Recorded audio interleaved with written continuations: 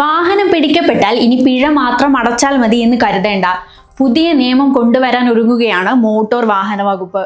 നിയമലംഘനത്തിൽ പിടിച്ചെടുത്ത വാഹനങ്ങൾ ഉടമകൾക്ക് തിരിച്ചെടുക്കാൻ ഇനി പിഴയ്ക്കൊപ്പം പാർക്കിംഗ് ഫീസും അടക്കേണ്ടതായിരിക്കും. വകുപ്പിന്റെ നിർദ്ദേശപ്രകാരം പിടിച്ചെടുത്ത വാഹനങ്ങൾ ഇനി പോലീസ് സ്റ്റേഷൻ പരിസരത്തല്ല, തദ്ദേശ സ്ഥാപനങ്ങളുടെയോ സ്വകാര്യ പാർക്കിംഗ് കേന്ദ്രങ്ങളിലോ സൂക്ഷിക്കാനാണ് തീരുമാനം.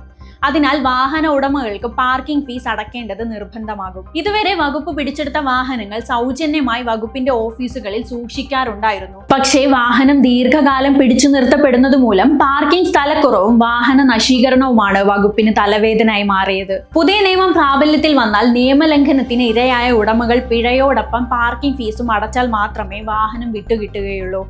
പാർക്കിംഗ് ഫീസ് ദിവസാനുസൃതമായിരിക്കും എന്നാണ് പ്രാഥമിക സൂചന. വാഹന ഉടമകളുടെ ഭാഗത്ത് നിന്ന് ഇതിനകം ചില പ്രതിഷേധങ്ങളുമുണ്ട്. എന്നാൽ വകുപ്പ് വൃത്തങ്ങൾ പറയുന്നത് ഈ നടപടിയിലൂടെ നിയമലംഘനം കുറയ്ക്കാനും പിടിച്ചെടുക്കപ്പെട്ട വാഹനങ്ങളുടെ അനിയന്ത്രിത കൂമ്പാരം കുറയ്ക്കാനുമാകുമെന്നതാണ്.